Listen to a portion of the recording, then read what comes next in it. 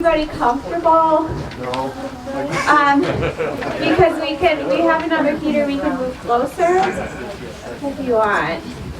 Or you can move closer to the heater if you want.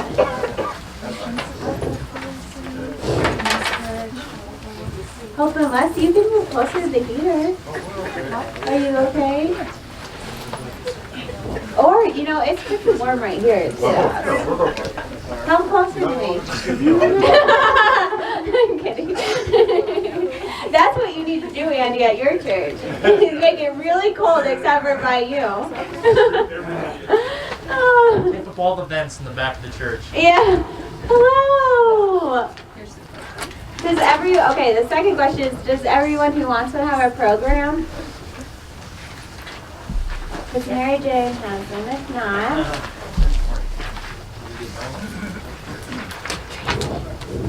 all right. Well, today is a special service, and so it might be a little bit longer than you're used to, but not too much. But just to give you a heads up, we're mixing business with worship a little bit, or elements of business, which I think is appropriate because even the business that we do here is an expression of the sacred vision we have at the land to connect with and care for creation. I want to welcome a couple people that you might not see every week, and that is Frank GARRED. Oh, there you are, Frank. The president of our board of directors. So welcome, Frank. And then Reverend Dr. Andy Gunning. He hates when I say doctor, so I had to do it. And Andy is also on the board, and he is the pastor of University Park. And then Reverend Dr. TEZENLO, who is our district superintendent. And if you're not completely familiar with the United Methodist world, he's basically my boss. So we welcome you. We'll be having a potluck of Indian food tomorrow, and they Noah for making a lot of tiki masala. And we did this in honor of TEZENLO, even though I did look and I didn't know how to make any of the recipes from where you're really at. And I did learn a lot about how high of a tolerance you must have for spiciness. The ghost peppers from where you are, oh my goodness. So, yeah, I hope that even though it's probably far off from what you're used to at home, that it makes you feel a little bit more at home with us. So, all right, well, I am going to invite Mary Jane up to share a report from property development. Good morning. Okay. Clyde Oakley, who is our committee leader for property development, couldn't be here this morning, so I'm speaking for him. And he did agree on what I'm going to say, so I'm not saying anything out of hand. Property development on the land has been very productive this year. We tripled the size of the garden and doubled the water supply. Expanding the garden space involved digging new trenches, bringing in and mixing new compost and other dirt material, building additional fencing, planting, and harvesting. We harvested more than 600 pounds of tomatoes, tomatillas, multiple kinds of peppers, cucumbers, squash, green beans, lettuce, beets, strawberries, watermelon, carrots, potatoes, sweet potatoes, and pumpkin. So quite a variety.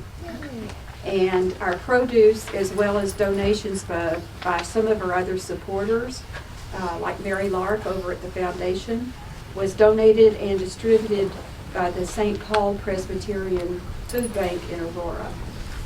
We also added a third canopy to our worship area and have just ordered a fourth canopy, which will be installed down by the garden area. One of our supporters provided a work day for 70 of their employees who built the fencing around the toilet, tilled the gardens, and covered and installed the windbreaks, which were installed around the gardens. Our memorial garden was expanded this year with the addition of 3 more trees, several bushes, and a bench, and lighting was installed along the walkway between the gardens and the canopies. We added 2 additional storage buildings this year, one to replace the first one, which blew away last spring. An underground storage container was installed next to the second storage shed and will be used as an emergency shelter if needed, and will store our sound and other equipment to avoid the wear and tear of transporting it each week and to protect it from extreme temperatures. Mulch was added to the parking lot, the driveway, the walkway, and the perimeter path again this year.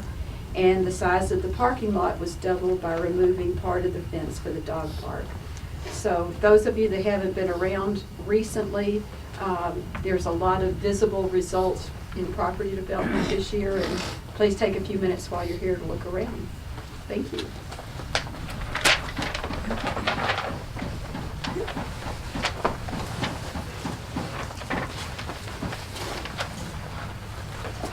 Good morning. Good morning. Join me in the responsive reading. Holy One, you call to us from the wilderness. Through Israel's prophets, who remind us when we fail to feed the hungry, welcome immigrants, and house refugees. Holy One, you call to us from the wilderness. Through John, who confronts us with our complicity in systems of domination in our world. Holy One, you call to us from the wilderness. Through today's prophets, who confront us when we ignore our rights to privacy, maintain gender domination, and perpetuate systems of poverty. Holy One, you call to us from the wilderness. Through each other, as we confront our complicity in the injustices great and small. Holy One, hear our prayer. Holy One, like Moses, Abraham, John, and even Jesus, we hear your call to join you in the wilderness.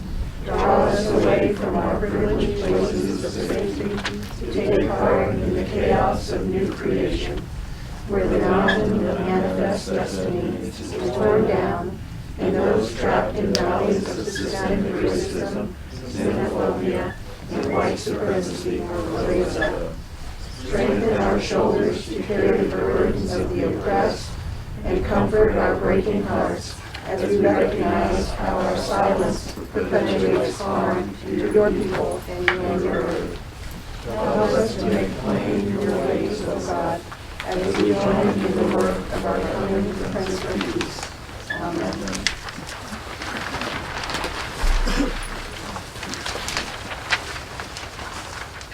And so one of the elements of worship at the land is our time of wander. And luckily the sun is out and it's not too windy, or I think that would be painful today with the temperature. But the focus for today's wander is a preparation to bridge us from business to a vision and mission. And so I'm going to invite us to notice the ways that I do this. So I'll speak for myself.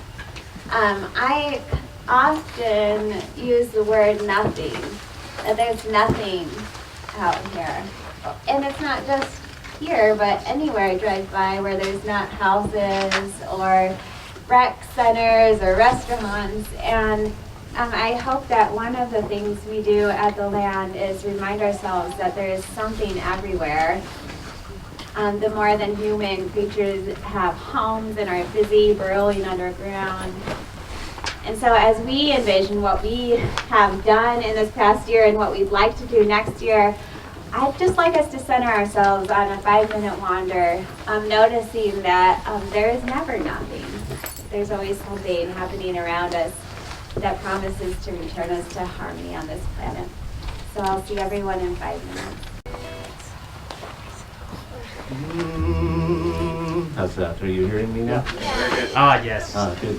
So for regathering, we will sing some new words for O Come, Emmanuel that I co-wrote a few years ago, trying to shift the focus of the song and the implied theology, trying to get rid of the strong possibility of it being heard as anti-Semitic, and just shifting the focus to an embodied, incarnational, and earth-centered, or at least valuing the earth theology. So if you'll join me in these new words.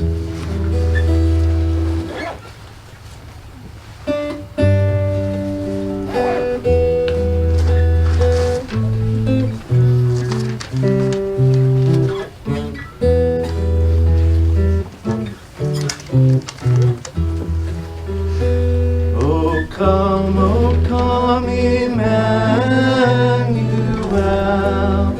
to earth and with your people dwell.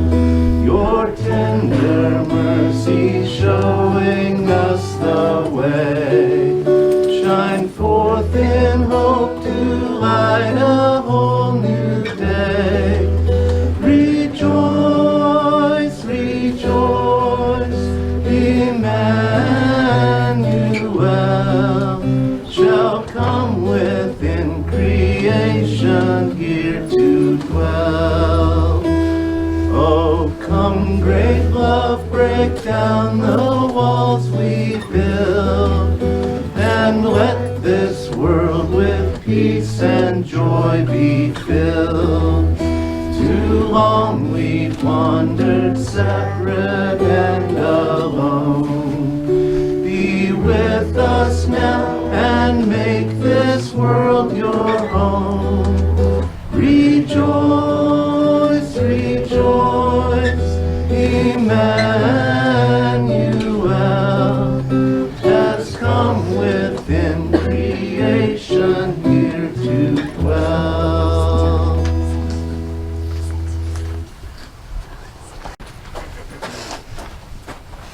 The scripture reading is from Luke 3, 1-6. In the 15th year of the rule of the Emperor Tiberius, when Pontius Pilate was governor over Judea, and Herod was ruler over Galilee, his brother Philip was ruler over Iturea and Trachonitis, and Lysanias was ruler over Abilene, during the high priesthood of Annas and Caiaphas. God's word came to John, son of Zechariah, in the wilderness. God went throughout the region of the Jordan River, calling for people to be baptized, to show that they were changing their hearts and lives and wanted God to forgive their sins. This is just as it was written in the scroll of the words of Isaiah the prophet, a voice crying out in the wilderness, prepare the way for the Lord, make his paths straight. Every valley will be filled, and every mountain and hill will be leveled. The crooked will be made straight, and the rough places made smooth. All humanity will see God's salvation. The word of the Lord for the people of the Lord. Thanks, Greg. That had a lot of hard pronunciations in it.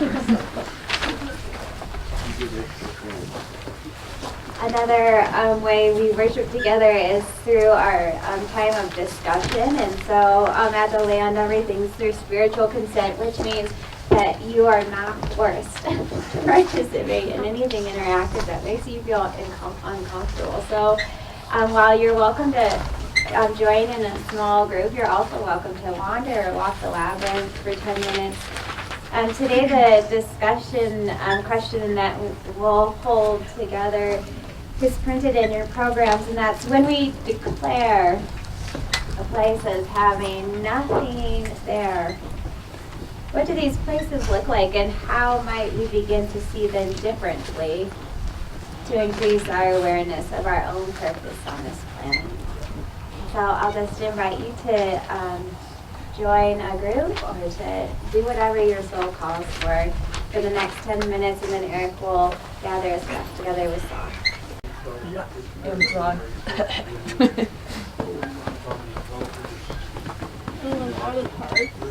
So increasing awareness is like tough road.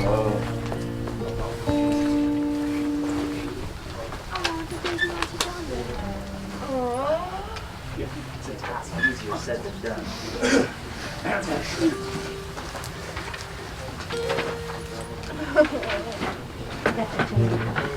Why can't you just like sit and not spaz out?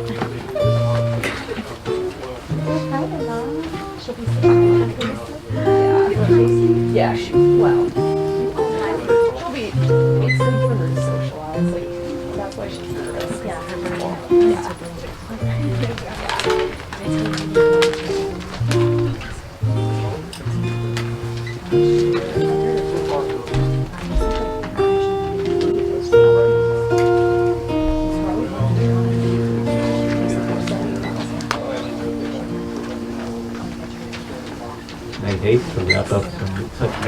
conversations, but I'm going to go ahead leading us, and it came upon the midnight clear, the words that are in the program.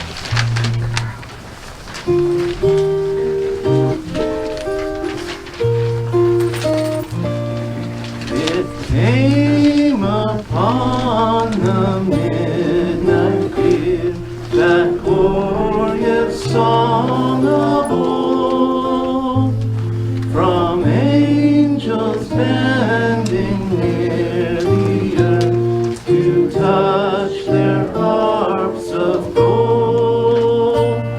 Peace on the earth, goodwill to all, great news of joy we bring.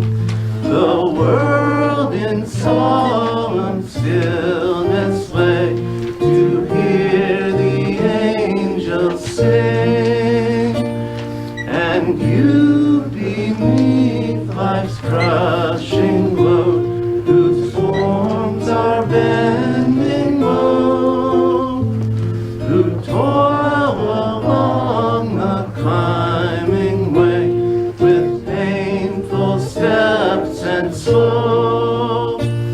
Look now, for glad and golden hours come swiftly on the wing. Oh, rest beside the weary road and hear the angels sing.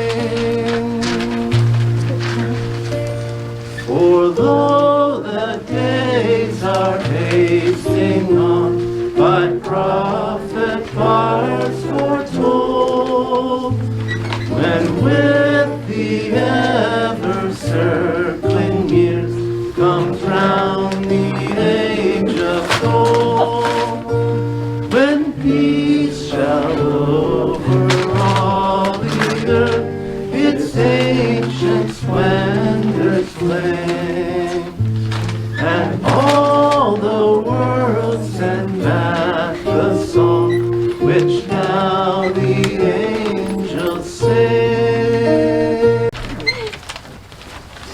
I think Nala really wanted the words. She really wanted to sing along. Thank you, Erica. Yeah, she's like, your voice is terrible, please be quiet.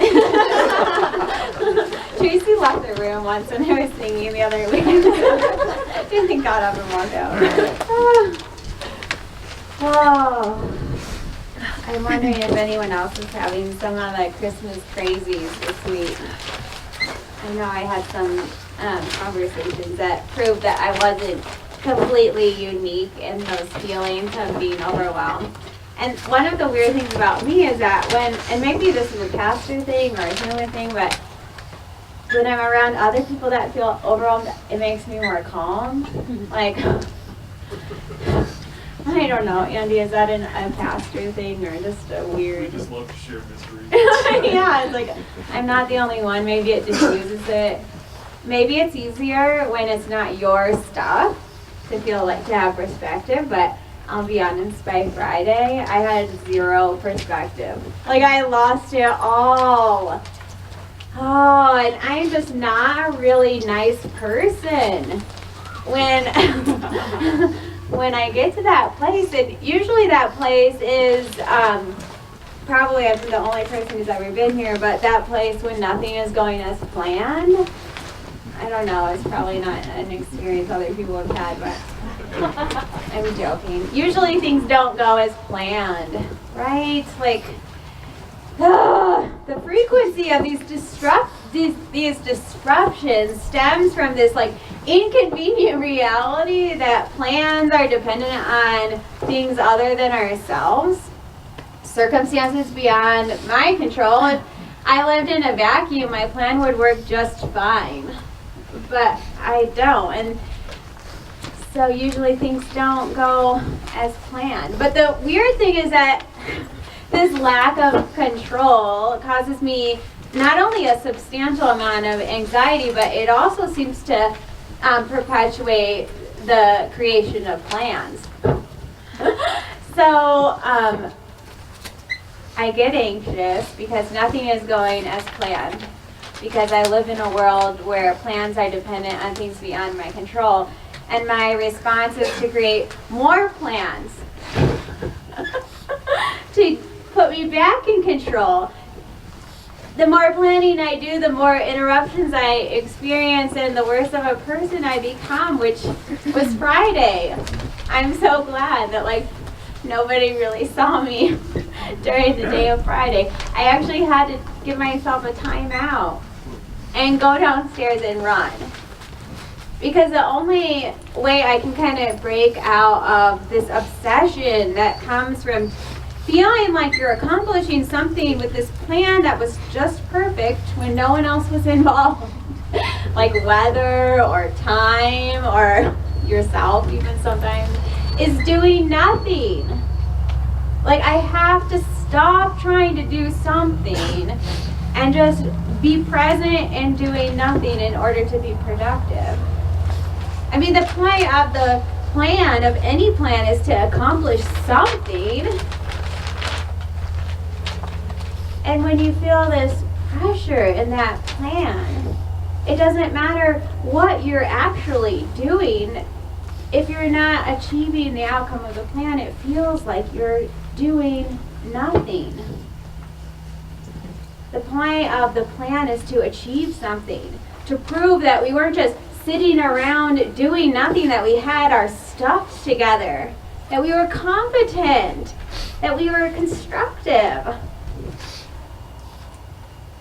And the most important part of the plan, and probably the most difficult part of the plan, is realizing that the plan isn't the point at all.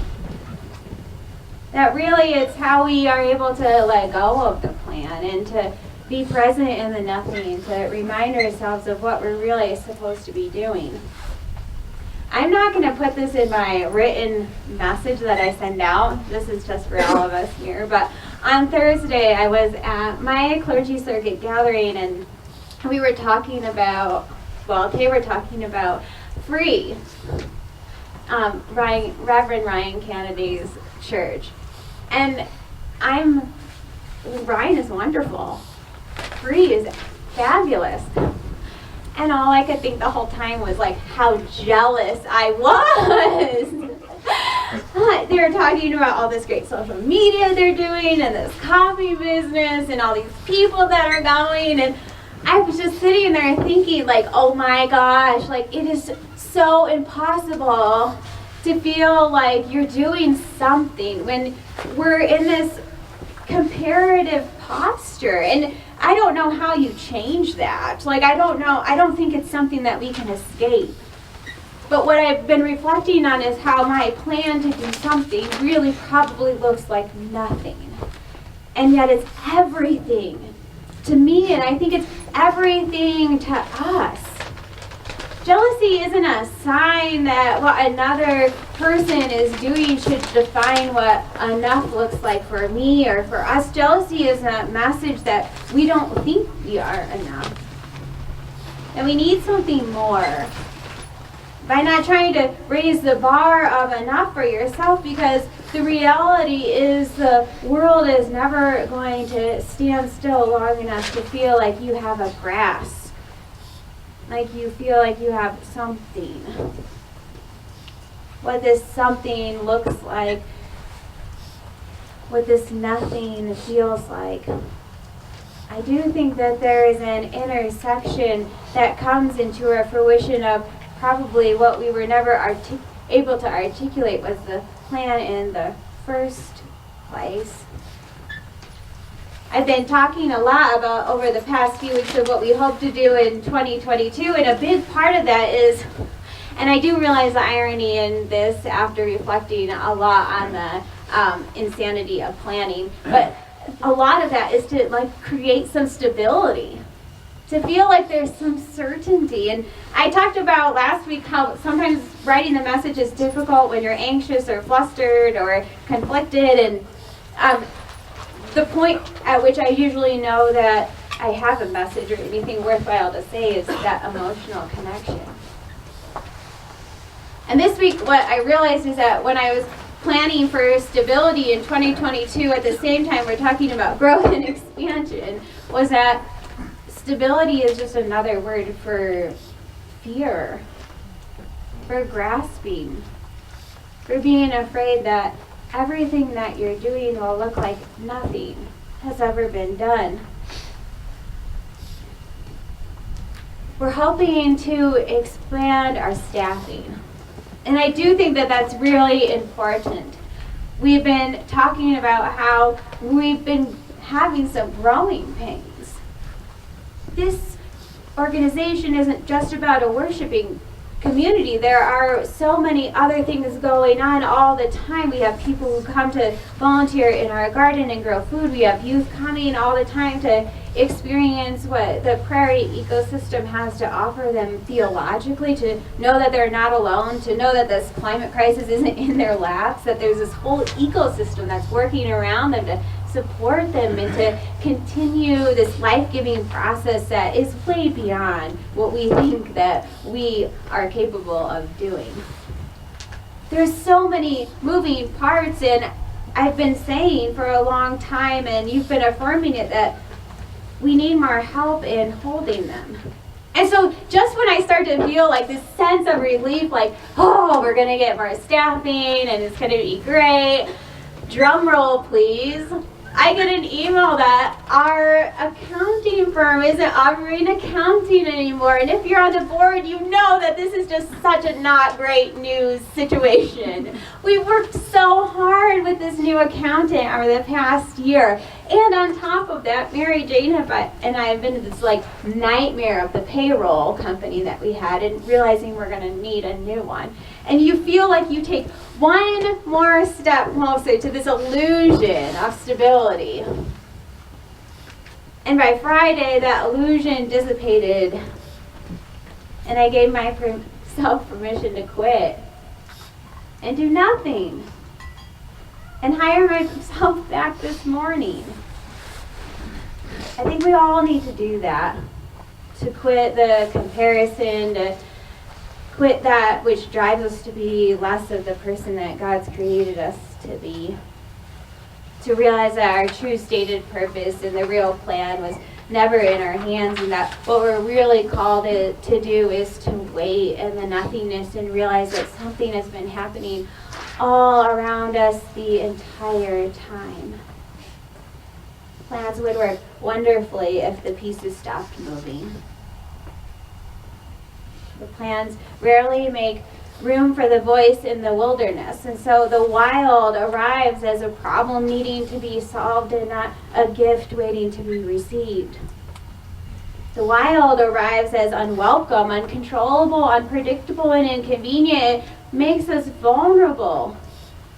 The wild stomps all over perfectly laid out plans, promising to weigh us down and stall us out. It gets us nowhere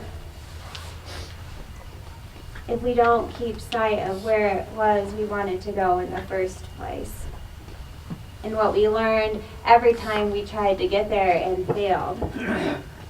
That what we were hoping to achieve, we had already received. We have received a gift in the land. And it will not look like a gift that anybody has received before. Our trade-off is that our something is invisible, like the burrowing life that is beneath us. We are working to transform our worlds.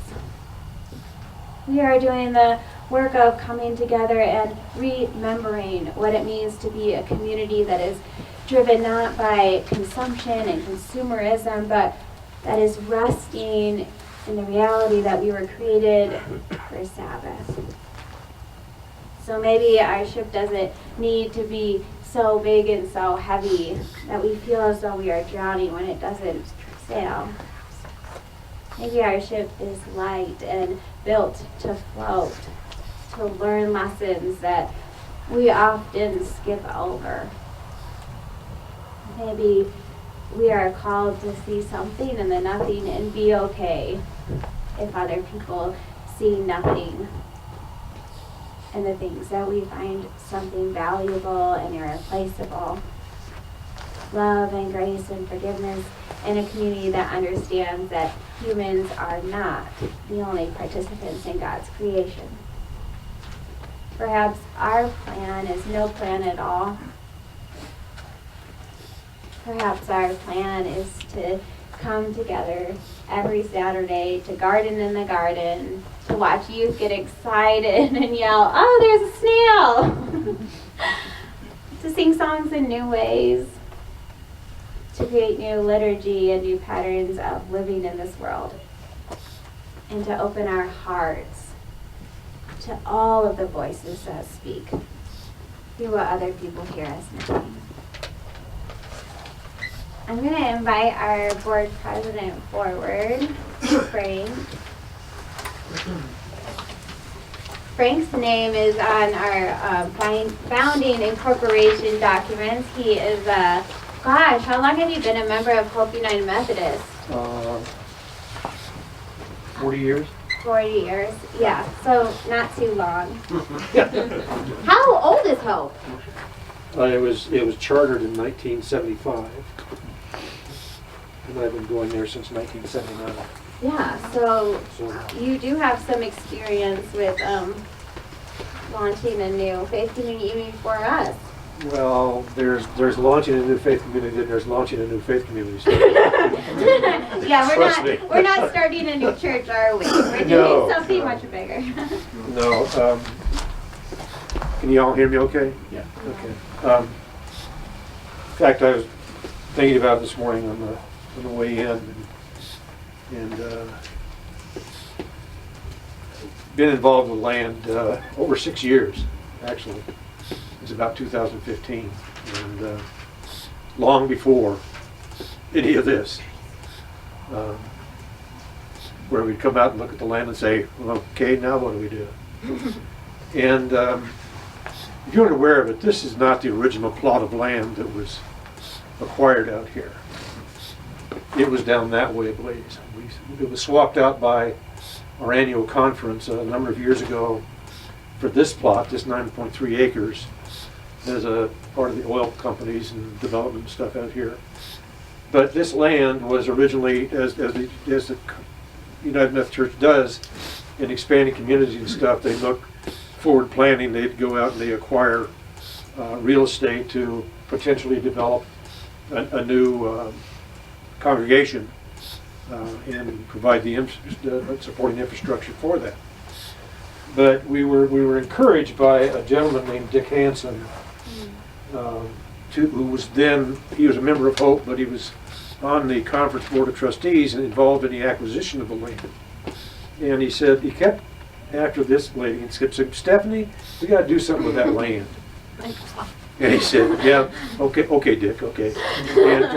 And about a year, I guess it was, or 2 years before he passed on, Stephanie finally said, okay, we'll do something. And we started to see, well, exactly. We weren't quite sure what it would entail. And the seed was planted with the idea that said, look, maybe this is not a traditional church in the brick and mortar sense, because obviously, I mean, there still is not infrastructure out here to support building brick and mortar. Although I'll say more about that later. But so we said, well, now we've got to come up with a plan. And the whole idea of a mission and vision associated with faith, food, and farming blossomed, and we got the initial, our civil engineers that helped us lay out the plats and the filings with the city of Aurora were also the engineers that are working supporting Harmony. So that's very convenient because we know what's going on up there through our dialogue with them and the city planners. But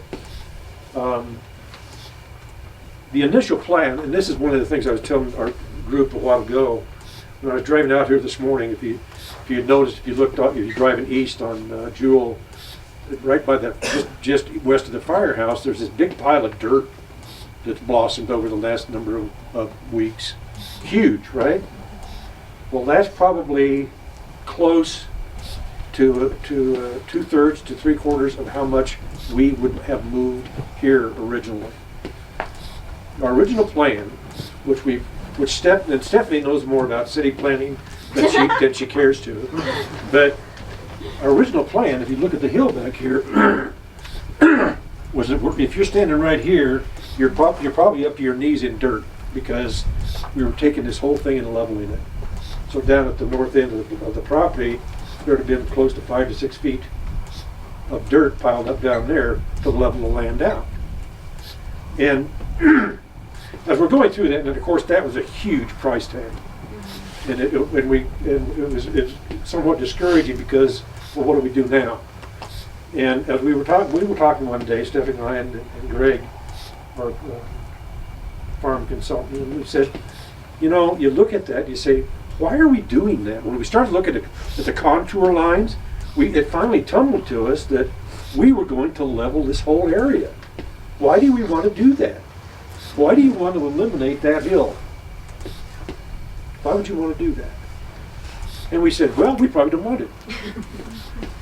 Well, now what do you do? So we got back with the civil engineers, told them what our concern was, and we said, come up with a plan that's a heck of a lot different, that you don't move hundreds of cubic yards of dirt and basically wipe out the natural benefit or the ambiance of this land, what it offers. So, because we want to preserve more of that. So they came up with another plan. And then we looked at that reality and said, well, phew, boy, that's a lot to bite off. So what you've seen now over the last few years is an evolution, a slow evolution of that revised plan. And now that plan is going to be revised further. Because what we're finding out is, because if you look, the Harmony developed up here, there was nothing but prairie and corn stalks north of us when we came out here. Now, I told Stephanie that this morning, those houses are getting real close. So, but we've also been told that they're going to start bringing the infrastructure, i.e. the roads, south for Powhatan Road, and it will be a 2-lane or a 4-lane parkway, and that our entrance, which was going to be up here at the top of the hill, and for safety reasons and stuff and cost, it ain't going to be there anymore. It's probably, if you didn't know it, the north edge of our property right here is Exposition Avenue. And so our entrance will be coming in off Exposition at some point in the near future. And how near future that is, we have to just start. We're starting the dialogue with our engineers and the city of Aurora and Harmony, and how they can help us with all of that.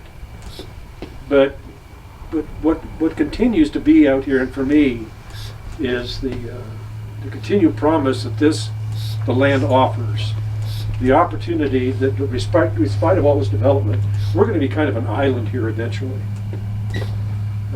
A different kind of island, and hopefully one that will benefit the community and provide the outreach that we so much desire in serving the people around here, both from a community food standpoint, but also from a community of faith standpoint. To have people starting to come and worship with us and enjoy the benefit of this prairie environment and sharing in God's blessing that they've given us. Just lastly, this all came back to me when I came out here. I was telling the group, I was part of the owl watching group that we were watching for burrowing owls that were an issue for us. It could have brought our development of this land not to a complete halt, but it would have been a severe impediment had the burrowing owls been here. So we had to come out here and survey whether or not there were owls out here. Well, the day I got, it was one early morning. You had to be out here at sunrise, before sunrise. And the day I came out here, it was in March or April, wasn't it, Mary Jane, something like that? And there was a little bit of blowing moisture floating around, mixture of rain and snow. And it was blowing about 40 miles an hour sustained wind. So I'm sitting out here, right about where the cars are here now. My car's being buffeted by the wind. And I'm saying, what owl in its right mind would be out flying around? So, but oh no, I stayed for 45 minutes watching for now. Got out, walked up to the top of the hill in case I wanted to see it. It might be down there. But what I noticed sitting there, even in spite of that, some of the elemental issues of the elements, of the wind and the moisture, there was so much activity on the land. There were animals scurrying around. The prairie dogs were looking for a warm place. And there were other animals and stuff floating around. Birds, they were all flying low because they were being buffeted by the wind. And I saw one prairie falcon set a new speed record going that way. I mean, it was a tailwind. But anyway, and but I got you don't realize, you just have to sit there and just be very quiet and listen to it, even in the wind and everything in the cold.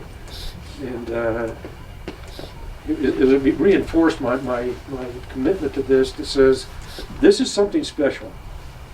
This is something special for this community in Aurora. This is something very special for this community of faith. And that's what keeps me coming back. I'm coming back on a more limited basis now because of my physical impairment, but it still brings me joy to come out here and just enjoy what you see. It doesn't look like much, but there is one heck of a lot here. And to Stephanie's point, we're going to take a breath for a minute. There's been a ton of work done in developing the gardens and stuff. And now we want to just say, okay, we're not going to expand that. We're going to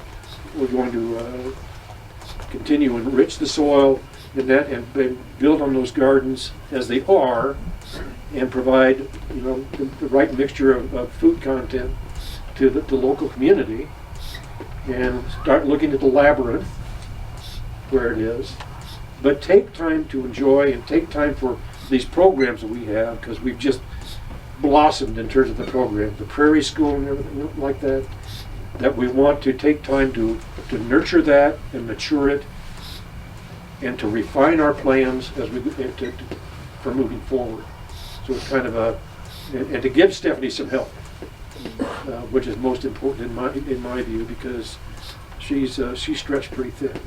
So that will offer us that opportunity for everybody to be enriched by that.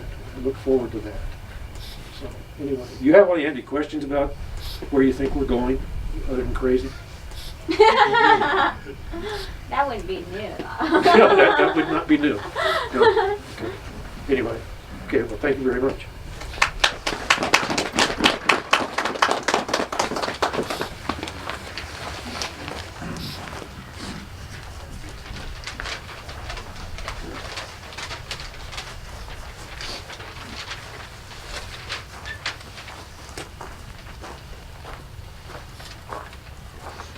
So we've heard these inspiring messages from Stephanie and from Frank, and now I feel like I'm in that Progressive commercial where I'm like, it's fractions or decimals, it's still fun, right? So I'm as Stephanie said, I'm Andy Dunning. I serve as pastor at University Park United Methodist Church, and I'm part of the land board. And so because transparency is a really important value within Methodism, and it's certainly an important value here at the land, I want to spend a few moments talking through this spreadsheet that we have in our packet. You'll find it as the back page, because each year at our charge conference or church conference, the congregation is asked to vote to approve the pastor's compensation package, and the pastor's compensation package should be open to everybody who's part of the worshiping community. So I want to, as I said, just walk us through this in the next few minutes. This spreadsheet details what it costs to have a full-time ordained elder serve as our pastor. And it's not quite as straightforward as it might look. So before we vote, I want to make sure that everybody understands what these numbers mean. Now, as I said, I know this is not maybe the most spiritually compelling moment of the church conference, but I will try to do this quickly and not bore us too much. I think the simplest way to do this is to start at the bottom of the left-hand column here. You'll see at the bottom there in bold the words total church budget impact. Does everyone see that? Okay, so that number there that's in that box is $113,000 and change. And I want to make clear right at the outset, this is not Stephanie's salary. This is not what we pay Stephanie. that total contains a number of costs, some of which we control and others that we don't control. So from there, so I want us to get a sense, that's the total budget impact that it costs to have an ordained elder serve as our spiritual leader. If you hop to the top of that column in box A, I really do feel like that commercial now. Look at box A, line A. So, but if you hop to the top of that at box A, you'll see two figures, the cash salary and cash housing allowance. Those are broken out. They're separated for tax purposes, and I can talk more about that if you have questions. But then you get to the bottom there, line A4, and you'll see total base cash salary there. Now, as I said, I can talk more about how those are broken out if you like, but let me, for right now, just move down that column. Well, I'll just say this about that total base cash salary figure. That base cash salary is the amount that we start with, and then there are some deductions taken out of that to arrive at Stephanie's actual annual paycheck. And I'll talk about that in just a second. But if you jump down to box D, there below it in that left-hand column, you'll see a label, accountable reimbursement accounts. Methodist clergy are required to do a certain amount of continuing education every year, and we're also required to attend annual conference every year. And so this is money that is set up to cover those requirements. And we establish this as a reimbursable account, so the clergy pays out of pocket for these expenses, and then the church reimburses us, and that really is just for sort of clean accounting. This is one of those costs that we don't have a whole lot of control over. One way or another, these amounts can vary a little bit up or down, but one way or another we are required to spend money so that our pastor can have the continuing education that she's required to have and attend the annual conference she's required to have, and so on. So if we move over to the right-hand column at the top there, you'll see box E, which is called net compensation calculation. Everybody find that, top right-hand? Anybody need to step out for coffee? We're doing okay. So these are some of those costs I was talking about over which we don't have a ton of control. If you look at the top, there's some leeway here because Stephanie can choose how much to contribute to her medical reimbursement account or health savings account. You can choose how much to contribute to a retirement plan. But if you start in the annual paycheck that goes to Stephanie, well, sort of. I'll say a little bit about that in just a minute too. But anyway, just want to call your attention to the text at the bottom of that box E, where it says that these deductions are not subject to charge conference approval, and that just addresses the fact that they are what they are. They're part of her retirement plan, they're part of her medical insurance, and so on. And then finally, if you look down at the box H at the bottom of that right-hand column, this is a list of costs for medical insurance and for pension plans that the church does not control at all. And that comes down to $26,000 of that total cost figure that we started with, that total $113,000. So then if you look at the very bottom of that right-hand column, you'll see a little section that's labeled Summary of Clergy Compensation. Everybody see that? So, okay, so then we have that $83,000 figure that you saw at the top on the left-hand side in box A. That, as I said, is sort of the starting point from which deductions are taken in order to arrive at Stephanie's annual paycheck. Then you see the deductions that are taken out of that I've already sort of discussed. And then you see this somewhat misleading label, Total Net Compensation to Clergy.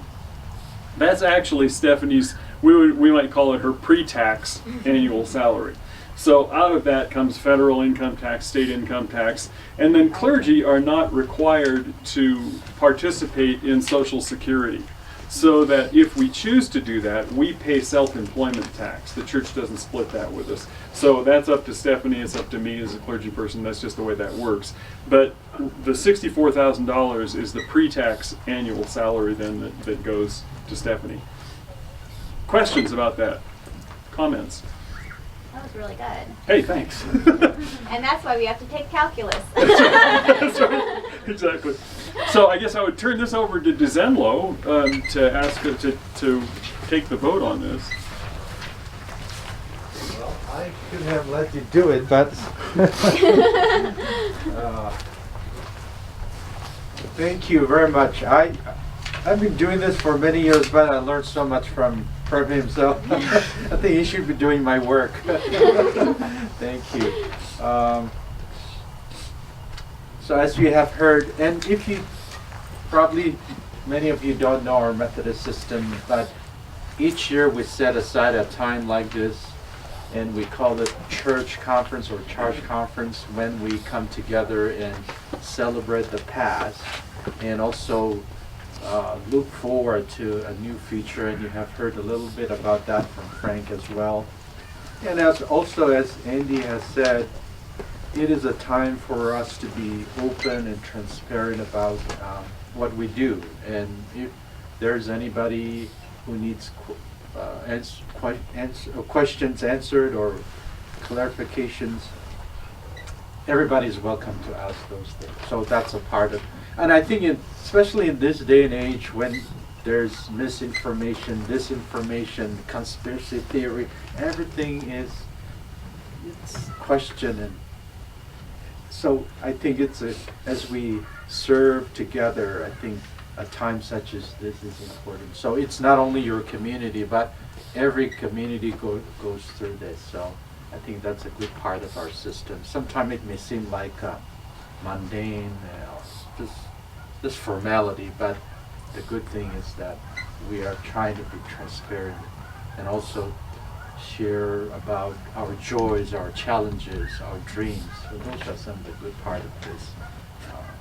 So as you have seen the presentation, and of course this has already been thoroughly discussed by your leaders, so and it's been thoroughly explained, you have heard.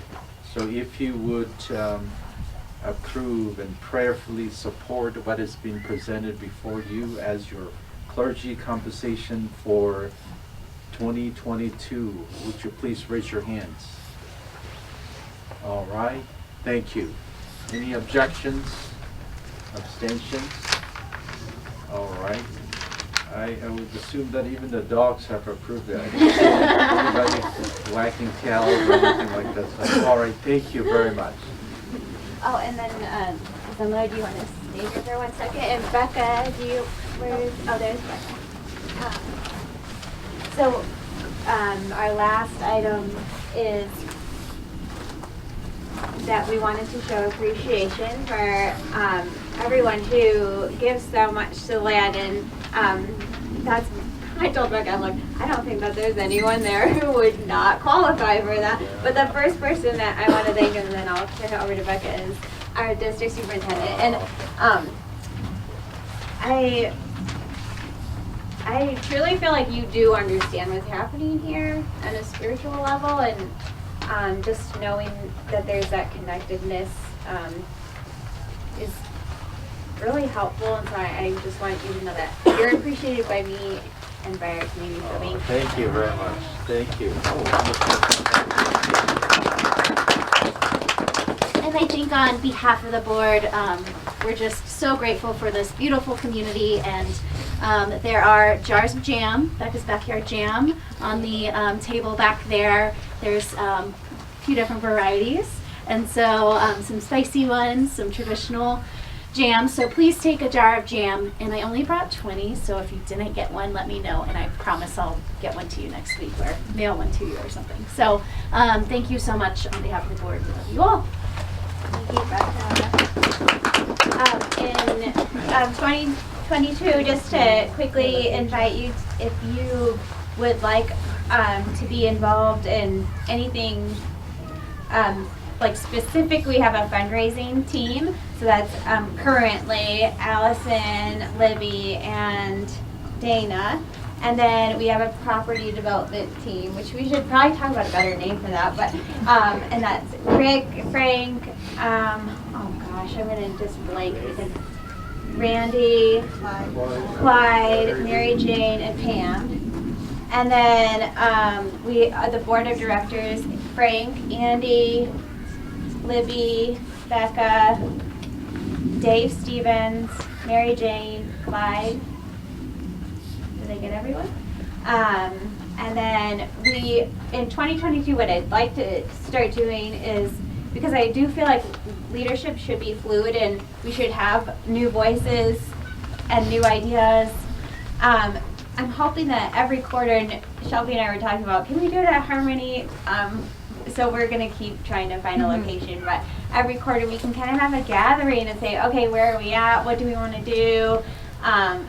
Because while we do want to create rituals and routines, which I think we're doing with winter camp and regular gatherings and some of our fundraising events, it's also nice to say, okay, well, what's actually happening and how can we be a part of what's already going on in this place? So feel free to talk to myself or Frank if you want to be on a specific team and you're interested in that. We can talk to you more about that. But thank you so much for all of you do Hope and Lester. You guys are out here all the time just working, and Greg comes out, and I mean there's nobody here that just doesn't bring a special blessing and a unique gift. So thank you so much. I'm going to invite Eric to come up, and as he's coming up, I'm just going to offer a prayer of blessing. Holy Spirit, you work in mysterious ways, and we are who we are because of the seeds you planted in us and the breath that gives us life. May you continue to give us direction, hope, and perseverance, that we might know the plan is always to pause until we can see the something that is present in the nothing around us and decide which way the light is drawing us forward. Amen. Can we